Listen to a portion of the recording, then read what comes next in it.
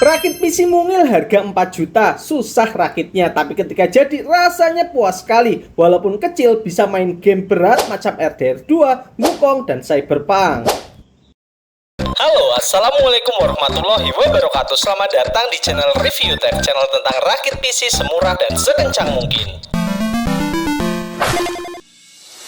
Ada beberapa orang yang terobsesi dengan PC ukuran kecil, tapi semakin kecil PC bukannya semakin murah tapi semakin mahal. Contohnya motherboard AM4. Kalian bisa beli Mobo AM4 A520 di harga 800 ribuan. Tapi kalau ukurannya kecil, mini ITX yang paling murah itu 1,6 juta. Casing, PSU, dan fan-nya juga lumayan mahal, hampir 2 kali lipat dari harga normal. Makanya saya puas banget bisa rakit PC mungil ini bisa gaming dengan budget yang terbatas. Tapi kalau kalian rakit PC ini pakai casing standar, paling habisnya cuma 3 jutaan. Kita mulai bahas part-partnya, dimulai dari casing. Kenapa dari casing? Karena dalam rakit mini PC pertama wajib diperhatikan itu casingnya. Ini adalah casing Silverstone SG13. Harga barunya 600 ribuan, ada 3 warna, putih, hitam, dan pink. Saya beli warna hitam dalam kondisi bekas, harganya 250 ribu. Karena saya nggak suka warna hitam polos, saya repaint dengan pilox warna biru. Habis 50 ribu untuk piloxnya. Casing ini cuma bisa menampung 3 ukuran motherboard. Pertama mini ITX 17x17 cm. Kalau pakai ukuran motherboard ini bisa pasang VGA yang lebarnya 2 slot PCIe. Kedua mini DTX 17x19 cm. Contohnya Mobo ukuran ini adalah RX7H81. Kalau pakai Mobo ukuran ini bisa pasang VGA dengan 1 slot PCIe. Misalnya VGA GT1030 Furion dan RX 6400 versi ITX. Ketiga, ukuran motherboard 19x19 cm. Contohnya Mobo ini adalah Varo A520M. Kalau pakai Mobo ini dipastikan tidak bisa memasang VGA karena benar-benar press dengan kanan kirinya. Itu pun backplate-nya tidak bisa dipasang. Di atas ukuran 21 cm dipastikan tidak bisa masuk ke casing ini. Di bagian depan ada tempat untuk fan 12 cm atau ukuran 14 cm. Fan-nya cuma 1 biji ya, jadinya dalamnya lumayan panas. Harusnya pakai 14 cm, tapi karena saya adanya fan 12 cm, jadinya posisi fan-nya agak aneh. Apalagi fan-nya RGB kayak gini. Harga satu buah dari fan 12 cm RGB adalah 27.500. Part yang kedua, motherboard. Saya pakai motherboard mini ITX dari Intel generasi keempat, ECSH81 ITX. Ukurannya 17x17 cm. Oh ya, kalau kalian cari motherboard ITX di marketplace, pastikan di Mobonya ada kode I atau ITX ya. Soalnya banyak penjual yang jual Mobo MATX tapi ditulisnya mini ITX. Cuman gara-gara Mobonya ukurannya kecil. Kelebihan Mobo ini kecil, kekurangannya port belakangnya itu cuma ada 4 dan tidak ada USB 3.0 di depan. Masalahnya casing ini bagian depan cuma ada USB 3.0. Hasilnya port yang bisa dipakai itu cuma 4 di belakang. Solusinya saya tambahkan USB hub. Harga Mobo H81 ITX di pasaran adalah 337.000. Sekarang kita ke prosesor. Saya pakai prosesor i5 4690, prosesor generasi keempat yang memiliki 4 core dan 4 thread dengan base frekuensi 3,4 GHz dan turbo clock-nya up to 3,8 GHz. TDP-nya 84 watt dan punya iGPU Intel HD 4600. Harga prosesor ini di Shopee adalah 283.000. Kita lanjut ke HSF. Nah, di sini saya agak salah ya, pakai HSF standar. Jadi casing ini airflow-nya itu jelek. Waktu saya coba tanpa casing, suhu maksimalnya cuma 80-an derajat. Waktu saya coba di casing, suhu prosesornya tembus 90-an derajat. Rencananya nanti saya mau ganti. Harga HSF standar adalah 25.000. RAM-nya saya pakai RAM Hynix 8GB 1600 MHz DDR3 2 keping. Harga per kepingnya 73.000. Jadi 2 kepingnya 146.000. Storage-nya saya pakai dual storage, SSD 128GB dari DST untuk sistem harganya 114.000, dan untuk gamenya saya pakai harddisk RX 7 kondisi baru. Saya sudah capek banget pakai harddisk bekas, banyak oknum nakal yang memanipulasi Sentinel. Jadinya saya beli harddisk ini saja, harganya 141.000, garansi 2 tahun. Selanjutnya PSU. Di sini saya juga agak terlalu berlebihan di PSU-nya. Sebenarnya ini PSU utama saya buat cek-cek part, tapi karena saya lagi nggak ada PSU lain, terpaksa saya pasang PSU ini di PC.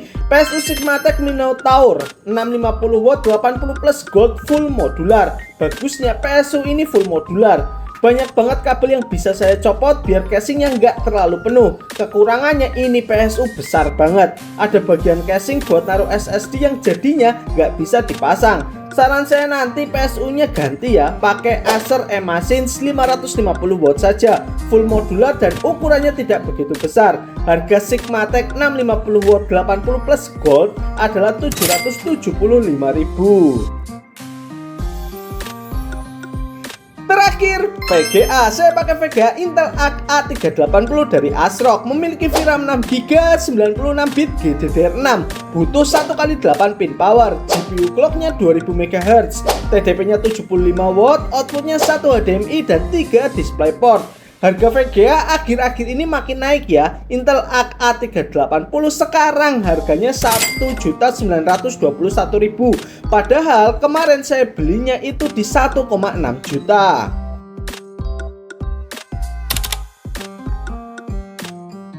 Berapa sih total biaya rakit PC ini kalau pakai harga sekarang? Casing Silverstone SG13 bekas 250.000, Pilox biru totalnya 50.000, fan 12 cm 27.500, i5 4690 283.000, HSF-nya 25.000, motherboard ECS H81 mini ITX 337.000. RAM 16GB 146.000, SSD 128GB 114.000, harddisk 500GB baru 141.000, PSU Sigmatech 650W 80 plus gold 775.000, VGA Intel Arc 1.921.000.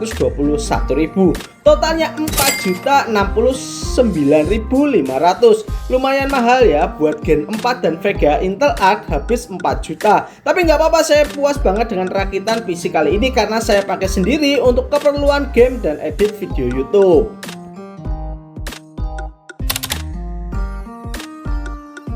Apa aja yang bisa di-upgrade dari PC ini? Pertama, ganti HSF-nya ya, karena prosesornya tembus 90 derajat lebih. Bisa ganti ke HSF low profile macam ID Cooling IS40X. Kalau HSF sudah ganti, saatnya prosesornya di-upgrade ke prosesor i7 4790. PSU-nya juga terlalu besar ukurannya, ganti ke Acer Emacins 550W full modular. Terakhir, fan depan bisa diganti dari ukuran 12 cm ke ukuran 14 cm. Untuk VGA-nya nggak usah di-upgrade ya, kecuali kalian ganti sistem ke AM4 atau Intel Gen 12 ke atas.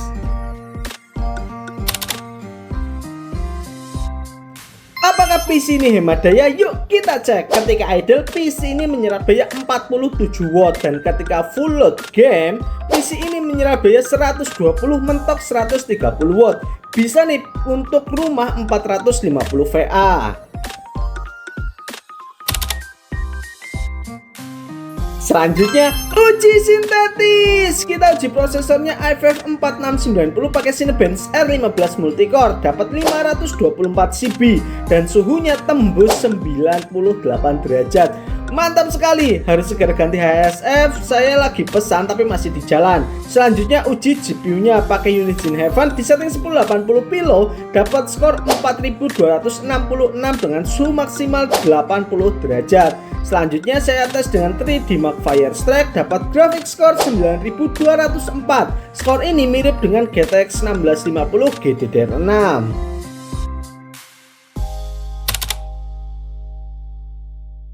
Terakhir, uji gaming. Saya akan uji i5 4690, RAM 16GB DDR3 dan VGA Intel Arc A380 dalam 10 game. Game yang pertama, Far Cry 6 di setting 1080p medium, FSR on quality, rata-rata FPS-nya 50.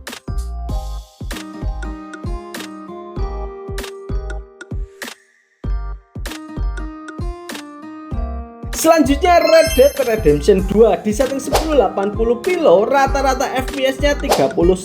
Di sini kelimit di prosesornya ya. Kemarin waktu pakai i3 Gen 12 bisa di setting high dapat 30-an FPS.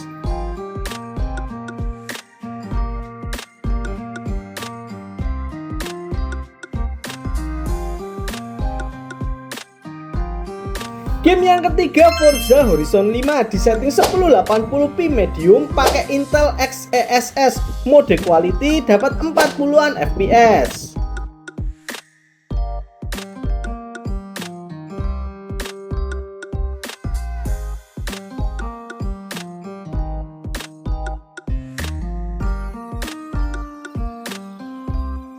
Selanjutnya game Black Myth Wukong di setting 1080p low, XeSS nya on, FG nya on, dapat FPS rata-rata 37.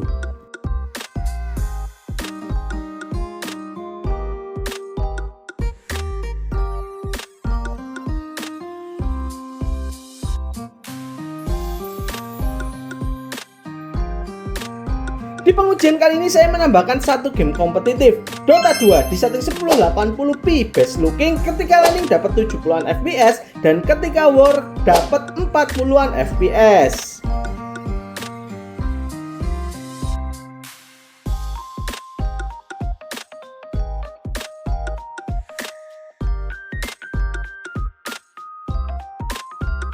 Selanjutnya game yang keenam Shadow of the Tomb Raider di setting 1080p lowest dapat rata-rata FPS yang lumayan tinggi di 57.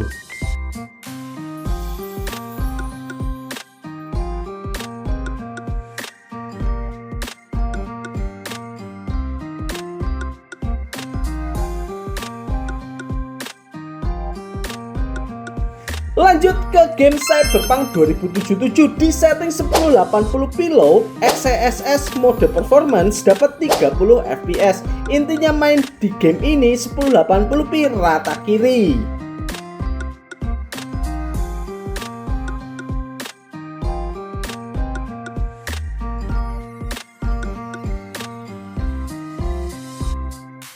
Game yang ke-8, game pertarungan Tekken 8 di setting 1080p low dapat 60 FPS stabil.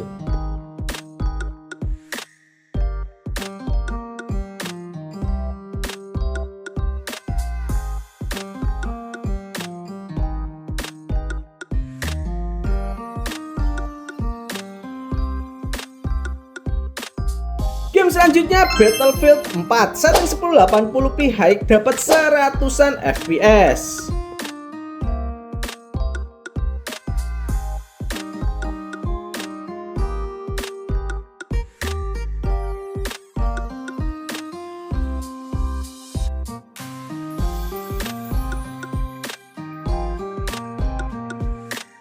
Dan game yang terakhir GTA 5 Offline setting 1080p very high dapat 80-100-an FPS.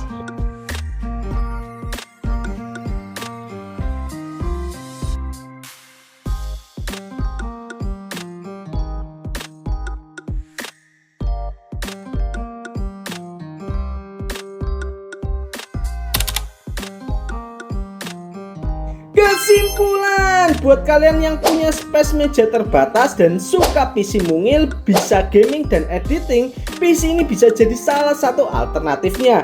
Kekurangannya, casingnya bagus, sayangnya dalamnya itu panas, butuh fan 14 cm yang bagus untuk airflow-nya, dan motherboardnya yang bisa dipakai itu cuma ukuran ITX dan mini DTX.